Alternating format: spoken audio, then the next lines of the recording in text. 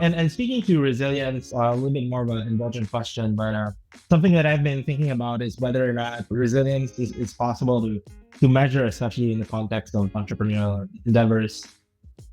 For you, what are the most like consequential factors, maybe the top three, that contribute, would you say, to this kind of resilience? It could be something to do with the business, could be something that you've seen as like more individual characteristic, or even something more cultural or societal that you've seen that you think has really helped a lot of, say, these founders in Turkey, or you think potentially the founders that you meet in Ukraine that would really build the resilience and to just keep going. So look, I have a view on this, and maybe since you asked it the way you did as more of a personal interest, I'll share my personal theory. This isn't a documented in any white papers, a little bit of tinfoil hat. But part of it is that I actually really think it's about the people. I think it's very much about the humans. It doesn't really matter what industry it is or what country it is. Like, I think it's the qualities and characteristics and the almost like social, psychological profile of the founders or the people themselves. And my observation is that founders who are raised in more chaotic or turbulent environments actually end up having more resilience later in their career, right? And Latin America is a good case study for this. The big markets in Latin America are Brazil and Mexico, but most of the really big companies have been built by founders from Argentina, Colombia, and Venezuela. And what those countries have in common is they are less stable, more chaotic, more turbulent. Mercado Libre, the guys are from Argentina. You'll hear about Rappi, which is the very big up and coming company. The guys are originally from Colombia. The single biggest scale up company in Mexico is called Kavak. It's a used car marketplace like Carro or Carsum. And it's huge. So the guys who built it are from Venezuela. And I think there's actually something to that. And if I had to try to break it down, there's some amount of just pure self-confidence. Like I think Kauffman Fellows calls it radical self-belief, right? Like you really have to believe in yourself on a crazy level. And then you have to be determined. I don't know if we're using resilience, determination, but something about just like never give up, overcome all obstacles. It's a real thing that we see in startup founders.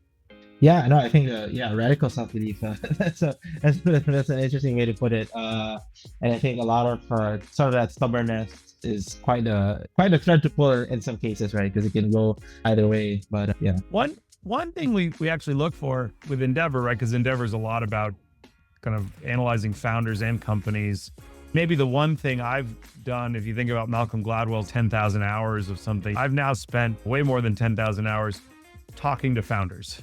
And so I think what we look for is you end up seeing a combination of this radical self-belief, but tempered by or almost mixed with a deep and real intellectual curiosity, right? Where they actually do care about learning and answers to things and figuring out how things work. Because what happens is if you have intellectual curiosity, you don't become a jerk or an asshole or think you know all the answers. Someday that actually manifests as humility.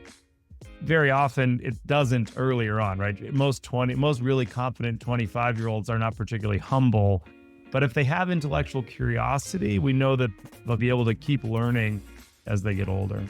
I recently read this book, The Bonfire Method, I think, something like that, written by some guys from Google. And they basically did this study of like how founders view their ability to build companies over time. And you end up with this kind of like Dunning-Kruger like curve of initially starting out with a lot of confidence, and then eventually realizing that, this is actually real, or this is actually a lot harder than I initially expected. But that's sort of tempered by that curiosity you mentioned and kind of humility to just keep going and keep building and overcoming that dip of like self-doubt almost, or reckoning with reality that allows entrepreneurs to go for the long term.